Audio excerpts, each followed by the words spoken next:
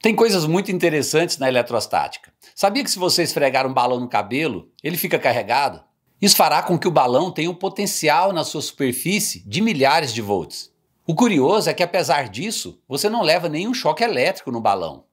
E isso tem a ver com a relação entre a energia elétrica e o potencial elétrico, que é o tópico desse vídeo.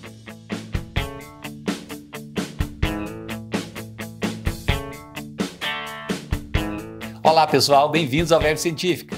Aqui você aprende a ciência de forma simples, ilustrada e quase sem matemática. Se isso lhe soa bem, assine o canal, ative o seu sininho e já deixe um like nesse vídeo.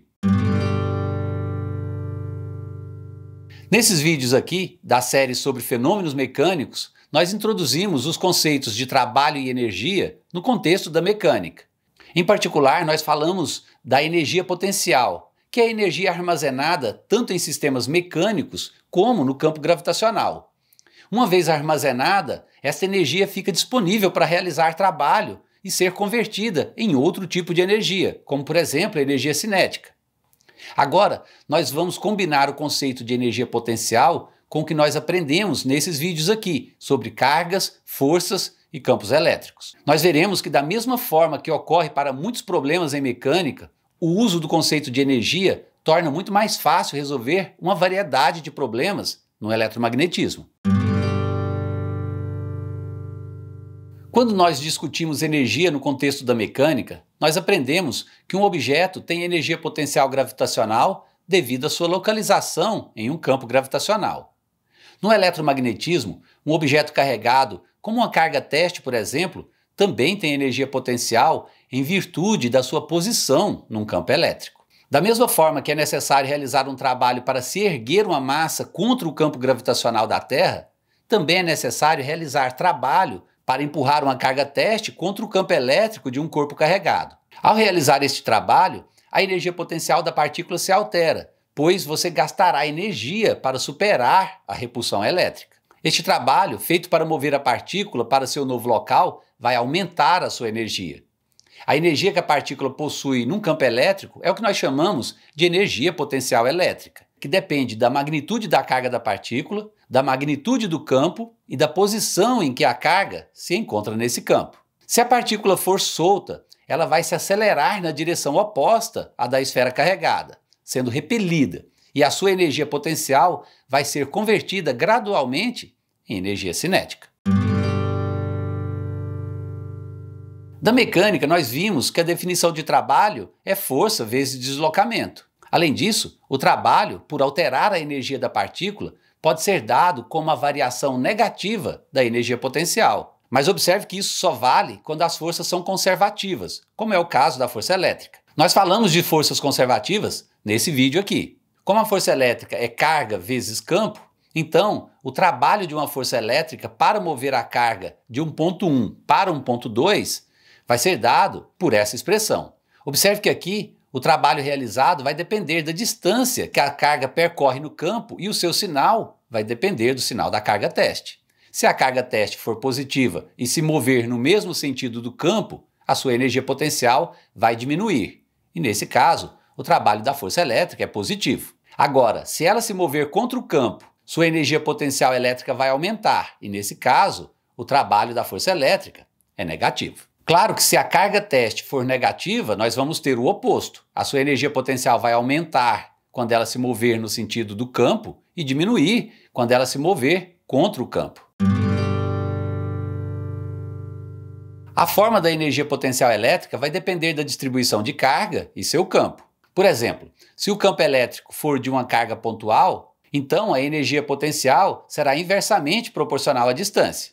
Observe que essa expressão é muito parecida com a força elétrica. A única diferença é que aqui a energia diminui com 1 sobre R e não com 1 sobre R ao quadrado. E é claro, a natureza matemática da energia é um escalar, enquanto que a força é um vetor. A energia potencial é definida em relação a algum ponto de referência onde o seu valor é nulo. Normalmente, seu valor é zero quando a carga fonte do campo e a carga teste estão infinitamente distantes uma da outra. Numa separação infinita, uma não vai exercer nenhum efeito sobre a outra. Assim, a energia elétrica pode ser vista como o trabalho que deveria ser feito pela força elétrica sobre uma carga para que ela se movesse de uma distância inicial até o infinito. O sinal deste trabalho pode ser positivo ou negativo e vai depender, como eu já mencionei antes, do sinal das cargas envolvidas na análise.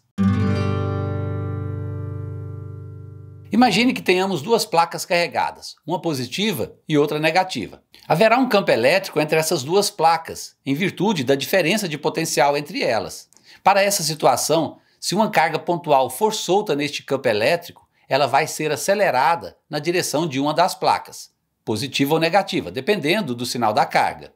Agora, se nós tivermos uma outra carga, mas com o dobro da carga da primeira, essa partícula vai ter o dobro da energia potencial e o campo vai fazer um trabalho dobrado sobre ela. Se a carga for 3 vezes maior, ela terá 3 vezes mais energia potencial. Se for 10 vezes maior, 10 vezes mais energia, e assim por diante. Mas observe que a quantidade de energia por unidade de carga sempre vai ser a mesma para uma dada posição.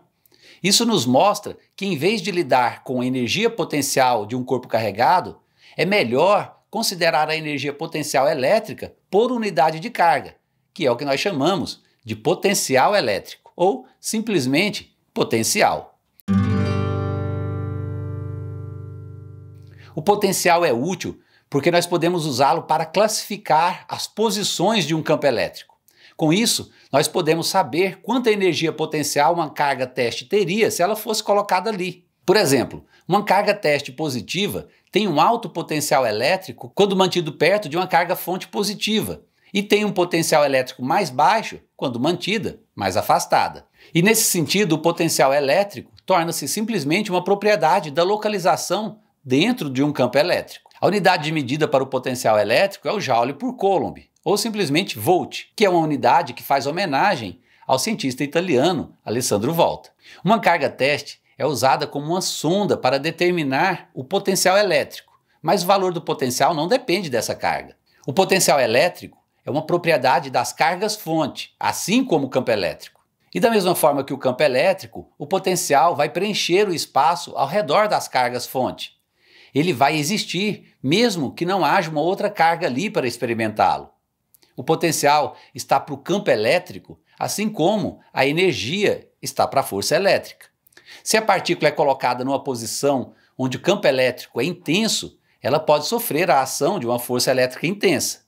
Se ela é colocada numa posição de potencial elevado, ela pode ter uma alta energia. Campo e potencial não são duas entidades distintas, mas em vez disso, duas perspectivas diferentes, duas representações matemáticas diferentes de como as cargas influenciam o espaço ao seu redor.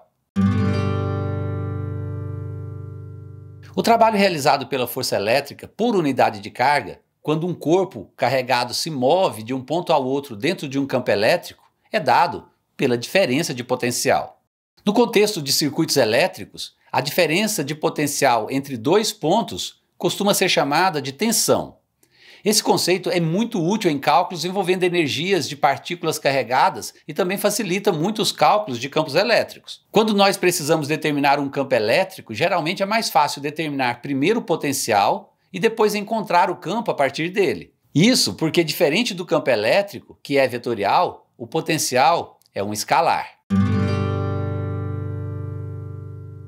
É lamentável que os termos energia potencial elétrica e potencial elétrico sejam tão semelhantes, pois isso leva a muitas confusões. Apesar dos nomes semelhantes, esses conceitos são muito diferentes e não são intercambiáveis. O potencial elétrico, em particular, é uma ideia abstrata e que exige alguma prática para se compreender bem o seu significado e a sua utilidade.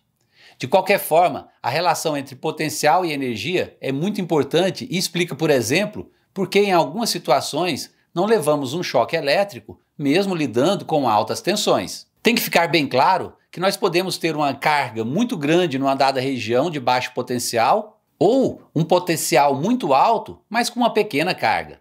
Em ambas as situações, a energia será pequena. Para ter um choque elétrico significativo, a carga tem que ser grande e tem que estar a um potencial elevado. Por exemplo, se você esfregar um balão no cabelo, ele vai ficar carregado negativamente. Isso faz com que ele tenha um potencial na sua superfície de milhares de volts, o que daria uma enorme quantidade de energia se a carga transferida para o balão fosse um número grande, por exemplo, de 1 Coulomb. Mas como nós vimos, um Coulomb é uma carga grande demais. Na verdade, a carga típica induzida num balão que é esfregado no cabelo é muito menor. Menor de que 1/1000º de Coulomb. Então, a energia associada a um balão carregado é muito pequena. Veja então que uma alta tensão vai implicar numa energia muito alta apenas se houver muita carga envolvida. Os conceitos de energia e potencial elétricos permeiam praticamente todas as áreas científicas e tecnológicas, e compreender bem o seu significado e relevância é crucial para a compreensão de muitos fenômenos físicos. Esse vídeo termina por aqui. Se você gostou da explicação, dá um like agora e se inscreva no canal. Tenha Verve Científica. Abraço e até a próxima!